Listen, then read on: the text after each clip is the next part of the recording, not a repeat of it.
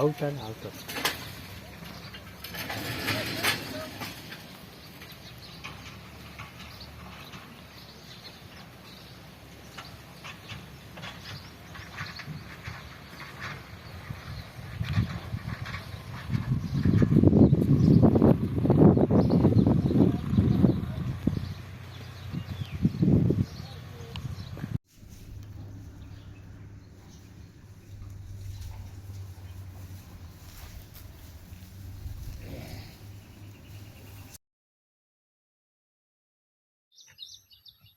બાપુ આ ગાડી જેના માટે બનાવી તમે આ બનાવો છો?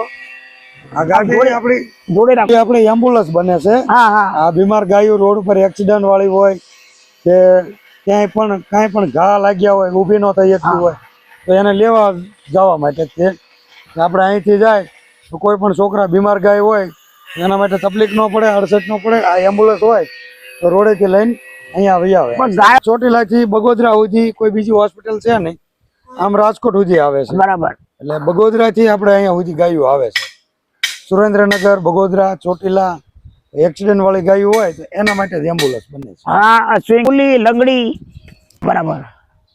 ને અહીંયા આપણે જે નિરાધાર ગાયો આવે છે હા એમાં રોડના એક્સિડન્ટ વાળી ગાયો, હા બરાબર. પગ ભાંગેલા હોય, બરાબર. શિંગડામાં કમોડી થયેલી હોય, હા પછી એના સિવાય ગરમીની પ્રોબ્લેમ હોય જે બહાર એમની ગરમી કાઢી નાખે છે એવી ગાયો વધારે પ્રમાણમાં આવે છે. બરાબર. તેને નિરાધાર મૂકી દેવામાં આવે છે. કોઈ પણ ના ફોન આવે તો અમે ગાયોને ત્યાંથી લઈ આવીએ છીએ. પેલા આ ગાયોનો અમુક ટાઈમ તમે ઓપરેશન કરતા હોય, ગાય બચ્ચે કે નહીં, તમને પોતાને એવું થઈ જાય? આપણે એવું ના કહી શકીએ કે બચાવવા માટે મહેનત કરીએ પૂરી. હા બરાબર.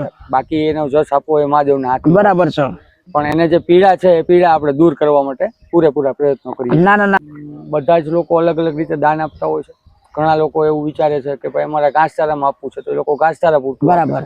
ઘણા લોકો સ્વાસ્થ્ય સંબંધીઓ માટે એમ કે છે કે ભાઈ દવાનું કંઈ પણ તમારે જરૂર પડે તો અમને જાણ કરજો. એટલે અમે દવા માટે જાણ કરીએ કે ભાઈ અમારે આટલા આટલા ઇન્જેક્શનો જોઈએ છે. કે અમુક અમુક ઇન્જેક્શન બહુ મોંઘા આવે છે પણ દાતાઓ એના મળી રહે છે.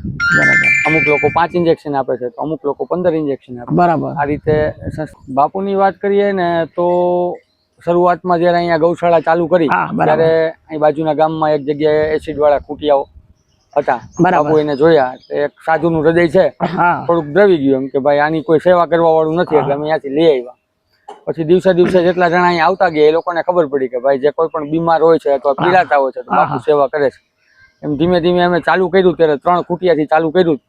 3 ના 7 થયા, 7 ના 17 થયા, 17 પછી આમનામાં અવિરત અત્યારે આપણે ઓલમોસ્ટ 800 ની આજુબાજુની ગાયો. એટલે બહુ તકલીફ પડી છે. શરૂઆતમાં તો બહુ તકલીફ હતી. તકલીફ એવી હતી કે ભાઈ ડોક્ટર્સ આવતા હતા તો ઘણી વખત એવું થતું હતું મારી પાસે ફીસ નહોતી એમને આપવા માટે, અથવા તો ડોક્ટર આવે તો એમ કે આ દવાની જરૂર છે તો દવાનું. બાપુ વધારે પડતા અમારા માણસોને પણ એ જ વસ્તુ કહે છે કે ભાઈ આપણે 5 માણસથી પતતું હોય તો 7 માણસ નથી કરવા.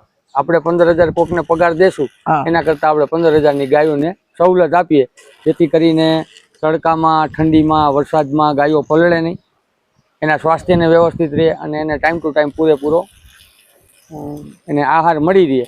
એટલા માટે બાપુ પોતે જાત મહેનત કરે છે અને અમને લોકોને બધાને કહે છે કે ભાઈ થોડીક મહેનત કરો જેથી કરીને આપણે કોઈને પગાર વધારે ના દે અને આ ગાયો માટે આપણે ફંડ વધારે બચી શકે અને ગાયોને વધારે સારું થઈ શકે એ માટેની મહેનત કરે છે બાપુ. બાપુ તો આ ભૂખા તરસા ગાયોના ઓપરેશન થાય ને એટલે એ ભૂખા તરસા ગાયોના ઓપરેશન કરે.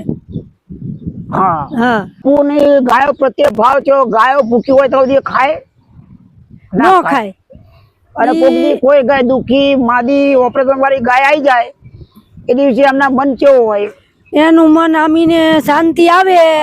ગાય ને તી પછી ને ખાવું એમ થાય ત્યાં લગી ન થાય. બરાબર.